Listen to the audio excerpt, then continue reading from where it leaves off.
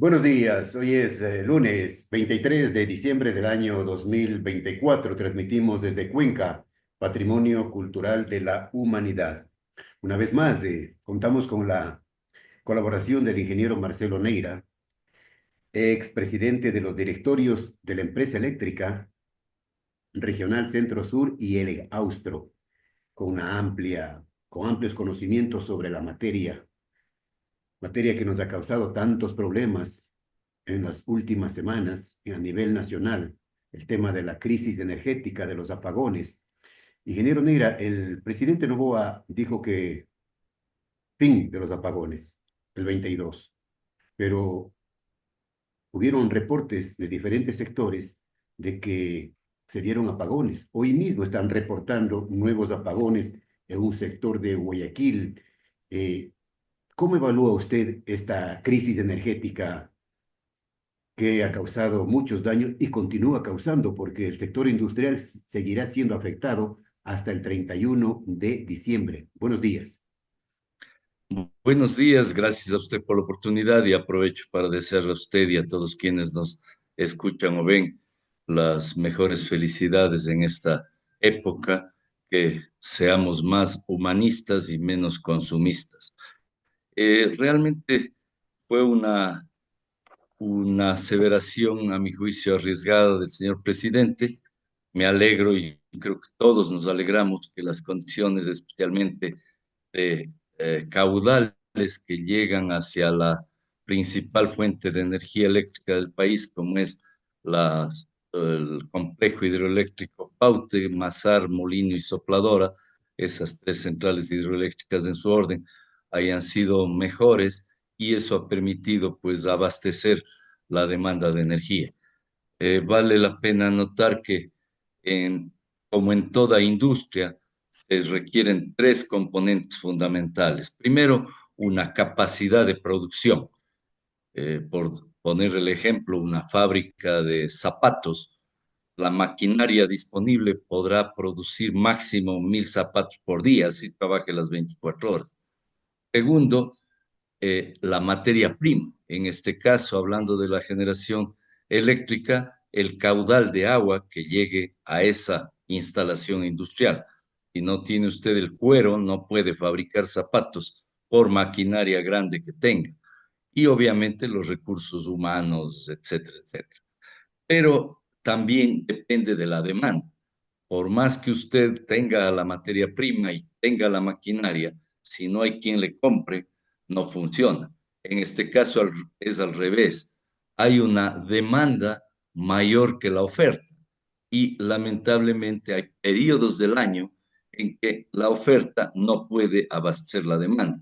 Con la agravación de que en la industria eléctrica no es que se puede almacenar, o sea, sí hay ya tecnología para almacenar energía eléctrica, pero no es todavía comercialmente disponible por sus altos costos. Entonces, en cada fracción de segundo, la maquinaria tiene que abastecer la demanda que va variando cada fracción de segundo. Si yo enciendo un interruptor y subo 1 vatio o 1.000 vatios o 10 kilovatios, la generación tiene que reaccionar instantáneamente para abastecerse a la demanda.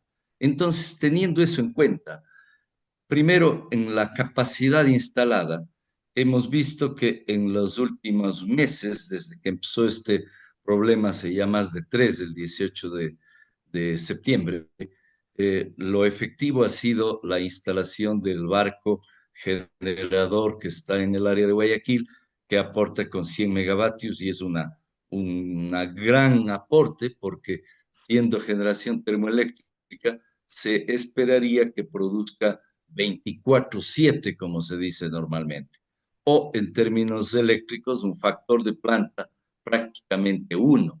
Su potencia nominal está permanente, 100 megavatios por 24 horas da la energía diaria que puede producir. Los 100 Además megavatios, de eso, pues pero los 100 megavatios abastecen ¿a cuántos hogares aproximadamente?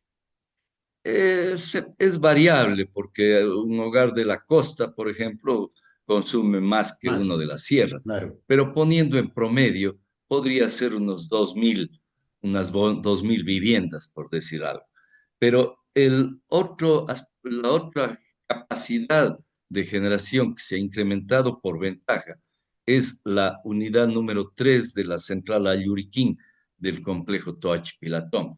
Creo que se ha hecho un buen esfuerzo en acelerar la operación, al menos de su unidad, y se esperaría que en las próximas semanas operen también las unidades 2 y 3, lo cual será un gran aporte. Pero, a diferencia de una planta termoeléctrica, las hidroeléctricas no trabajan 24/7, dependen de los caudales disponibles. Entonces, normalmente, una central hidroeléctrica tiene un factor de planta del orden de 0,5. Podría decirse que en promedio a lo largo de un periodo, si es de 100 megavatios, se puede esperar un promedio de 50. Ese es el aporte en potencia media, que es lo importante para la energía.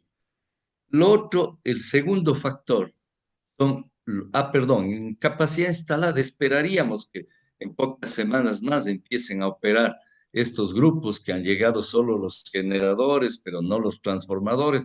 Si no tiene Ah, todos los elementos, si no se instalan, se prueban, de nada no sirve sirve de tener los nada, no sirve equipos de ahí nada. instalados. Ah, Claro, es como tener la fábrica de zapatos, pero no tiene el camión para transportarlo. Entonces es la misma cosa, pero esperaríamos que eso se solucione. Lamentablemente, en estos contratos de emergencia, a veces por todas las restricciones y las eh, graves falencias que se tienen en el sector público, no se permite una y, contratación claro, razonable, sino más por el miedo a la Contraloría, la gente tiene que llenarse de papeles en vez de llenarse de razones. Y eso es grave. Sería preferible que cambie el sistema de contratación pública que asume que todos los funcionarios son pillos y los realmente pillos se dan modos de saltarse todas esas cosas. y Y los que son, son serios claro, son los afectados porque tienen miedo de tomar decisiones. y son Pero contratos bueno, millonarios, eso en ¿no? cuanto, perdón. Son contratos millonarios, ingeniero. Millonarios. Además, es normal, pues a quien quiera le da recelo de firmar un contrato de decenas de millones de dólares. Pero bien, eso en cuanto a capacidad instalada, que es el primer factor, como le dije. El segundo es la materia prima, en este caso el caudal, y lo fundamental en el país. Lamentablemente dependemos solo de la vertiente oriental. Son dos complejos los fundamentales, Coca-Cola Sinclair y el Paute, y el fundamental en cuanto a reserva, porque Coca-Cola Sinclair no tiene almacenamiento, es Masar. Entonces, el caudal que llega a Masar y la reserva que se tiene de agua en Masar son los dos factores que deben ser considerados para no llegar a situaciones de riesgo y de crisis, como lamentablemente llegamos en abril y luego de septiembre hasta diciembre. Por ventaja, y eso era un poco de esperar, porque así ha sido históricamente los caudales medios en la cuenca del río Paute, en agosto se tuvo 24 metros cúbicos por segundo en promedio, en septiembre 20 fue lo más bajo, hasta ahí, en octubre 23, en noviembre fue bajísimo, 13 metros cúbicos por segundo a lo largo de todo el mes. No es usual aquello, no ha sido lo usual. Y en diciembre, hasta lo que va ayer, digamos, 31 metros cúbicos por segundo, que ya es más o menos razonable. Lo, lo que se requiere allá es alrededor de 100 metros cúbicos por segundo para una producción normal. Pero bueno, como decía, es normal. Entre octubre y marzo son los meses de menores caudales promedios en casi todos los años. En abril es que empieza hasta junio, julio, subir los caudales de allá.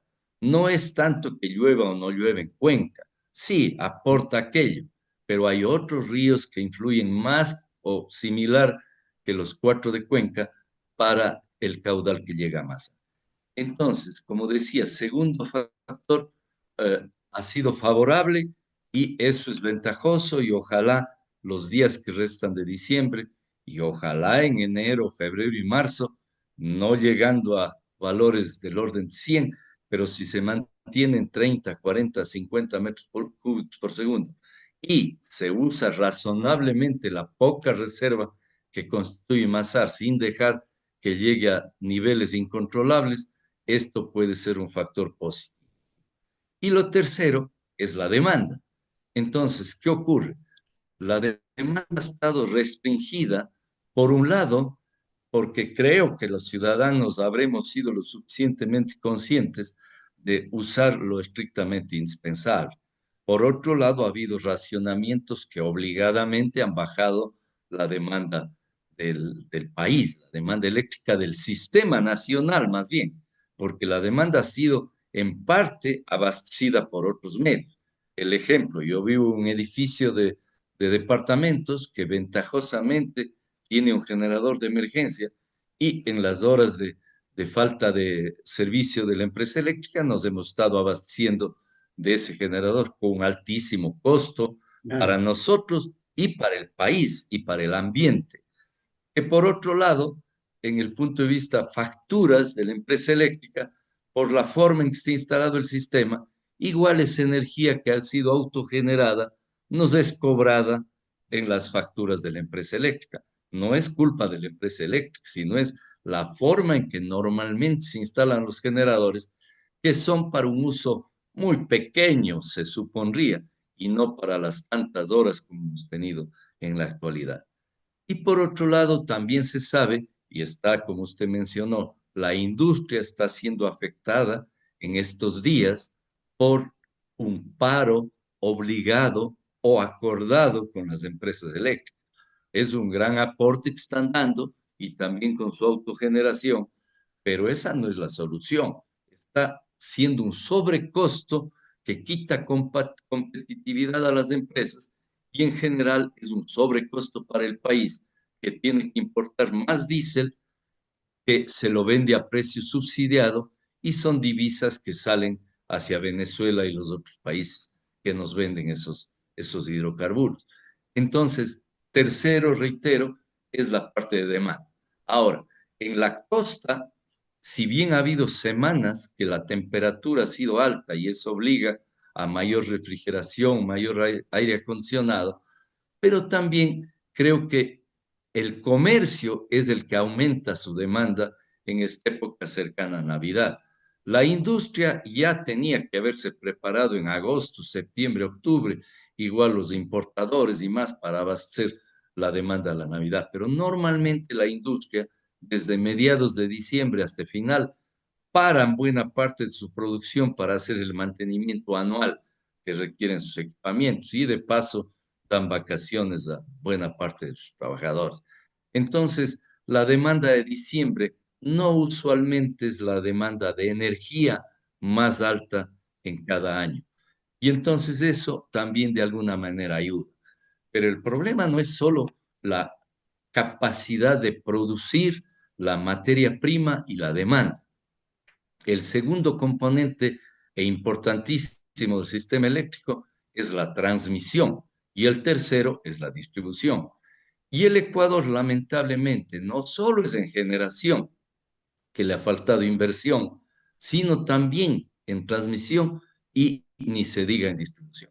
En especial el sistema de transmisión eléctrico está en una situación, como bien dijo el SENACE en su informe circular enviado a todos los actores, nadie podría decir que no estuvo enterado, el 31 de mayo, en donde ya él alertaba que el sistema nacional interconectado en su conjunto, esto es generación más transmisión y distribución, estaba degradado. Ese es el término utilizado por el SENAS y creo que muy bien utilizado, porque en todos los tres componentes tenía y sigue teniendo dificultades críticas. Y en otro de los párrafos de ese informe hacía mención que el Sistema Nacional de Transmisión, que es el segundo componente, generación, transmisión, distribución, estaba en operación crítica. ¿Por qué? Que estaba en los límites de su condición operativa normal, fuera de cuyos límites ya se vuelve prácticamente incontrolable en caso de que alguno de sus elementos falle. Y eso es lo que ha pasado en la noche del día 20 y en la madrugada del día 21, y que podría seguir pasando cualquiera de estos días. Ya no es un problema de generación, sino es un problema de la transmisión, que no tiene la capacidad ni las condiciones adecuadas, ni en cuanto a la infraestructura principal, las líneas, las subestaciones, ni los sistemas de detección de problemas y de desconexión automática y de operación automática del sistema. No es el sistema de transmisión algo que una persona está frente a un computador y decide qué se conecta o qué se desconecta. Eso es la operación normal. Pero en una condición de falla son los sistemas automáticos computarizados los que detectan el tipo y la ubicación de esa falla y desconectan los elementos que correspondan. Se supo que en la noche del día 20 hubo una desconexión de la línea de 500.000 voltios que conecta Tizaleo, que está en Tungurahua, con Chorrillos, que está en Guayas, que es el tramo más importante del sistema todavía precario de 500 kV que tiene el Ecuador, que solo va desde Coca-Codo Sinclair a la subestación El Inga cerca de Quito, a Tizaleo en Tungurahua y a Chorrillos cerca de Guayas. Y de ahí, en cada uno de sus puntos, se conecta con el resto del sistema nacional interconectado. Entonces, una falla de ese enlace de 500.000 voltios en condiciones que Coca-Cola Sinclair está haciendo por ventaja desde el punto de vista caudal de agua, el que más aporta a la generación, y se diga en esas horas, obviamente causa un colapso del sistema nacional. Y eso, por ventaja, creo yo, no llegó a un apagón general.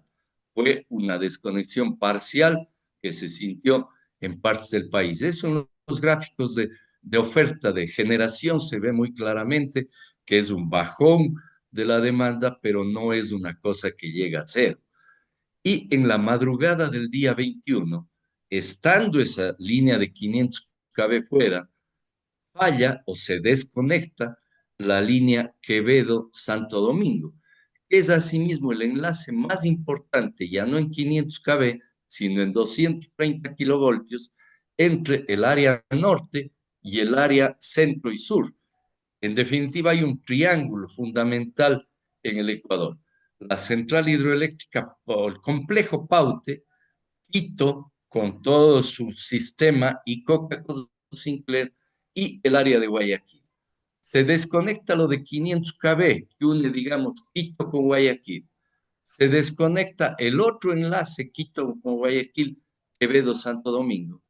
Es como que, desde el punto de vista vial, los dos principales carreteros que unen la costa y la sierra salieran servicios. Realmente es gravísimo. Por ventaja, reitero, gracias a los sistemas automáticos que se tienen en el país, pero que ya van siendo insuficientes, no se han producido apagones generales, como sí se produjo unos meses antes, por situaciones tal vez menos críticas. Entonces, esta parte del Sistema Nacional de Transmisión, como bien dice el SENASO en su informe, y sabemos todos quienes algo conocemos de un sistema eléctrico de potencia, tiene urgente necesidad de inversión. Y en la condición estatista que tiene nuestra Constitución, leyes, política y hasta el criterio ciudadano generalizado de que papá Estado es el que tiene que hacer todo, si no hay dinero en el Ministerio de Finanzas para que le dé a Select Transelectric, para que construya las líneas después de 2, 3 o 4 años, siguiendo todos los procesos engorrosos y riesgosos, reitero, para Y cualquier largos. funcionario público, que demoran años, no meses. Esto no tiene una solución de corto plazo, lamentablemente. En otros países lo que se tiene es, cuando se detectan necesidades de nuevos elementos de transmisión, especialmente líneas de muy alto voltaje, como son 230, 500 kV, lo que se hace es sacar con 4 o 5 años de antelación un concurso para que empresas privadas especializadas, que son especialistas en muchos países en construir y operar este tipo de elementos, pues presenten sus ofertas y aquella que presenta la que tiene el menor peaje por cada kilovatio transportado, se le adjudica y con unas sanciones fuertísimas en caso de que no opere adecuadamente. Entonces eso garantiza que se haga con celeridad estas obras, igual que se lo haría en generación, para poder abastecer. Acá no solo que el Ministerio de Finanzas no tiene para dar dinero, en los años que se ha tenido para inversión en generación, en transmisión, en distribución, ha sido con créditos externos un poco amarrados y con condiciones onerosas para el país que dejan endeudado varias generaciones adelante. Y por otro lado, reitero, ese tipo de procesos duran años y con dudas de sea o no sea, pero ya dudamos de que hay corrupción de por medio. Entonces, así realmente el país no puede seguir adelante. Tiene que haber un cambio radical para que tanto en la generación, en la transmisión, en los sistemas de distribución, haya procesos más ágiles en donde nos, reitero, no solo que se espere de que el Ministerio de Finanzas o consiga un crédito o deje de pagar sueldos a los señores policías o a los médicos o a los educadores para financiar, como seguramente está haciendo ahora con gran esfuerzo para esta generación termoeléctrica, sino que más bien lo que ha hecho en los años pasados es retirar los pocos fondos que han tenido SELEC y CENEL, retirarlos porque obviamente no hacían las obras a tiempo, se demoran años en su ejecución y desde el punto de vista de papá Estado, oiga, necesito para pagar los sueldos de este mes, en la cuenta se le veo 100 millones de dólares sin uso, traiga los 50 para acá. Claro, claro. Realmente es una situación que de seguir de este modo vamos cada vez más cerca de la vida. Ingeniero Neira, muy clara la explicación, muy clara la explicación. Hacía falta este tipo de intervenciones para que los ciudadanos entendamos, claro, cómo se manejan estas cuestiones técnicas, difícil de entender muchas de las veces. El presidente Noboa intervino esta mañana en varios medios de comunicación hablando sobre especialmente el tema de la crisis energética. Él decía concretamente que habló de los responsables de la crisis energética y decía concretamente de la irresponsabilidad de los gobiernos anteriores, de los sabotajes y de las mafias que funcionan al interior de estas instituciones públicas. Bueno, no he tenido oportunidad de escucharlo, me hubiera gustado, pero creo que en parte tiene su razón. O sea, hay que reconocer que especialmente en las empresas públicas más grandes, y personalmente me consta en CENEL, poco tiempo que pude estar ahí como directivo, ventajosamente poco tiempo, las mafias, especialmente sindicales, son muy críticas. Y también los poderes económicos alrededor de estas grandes empresas son graves.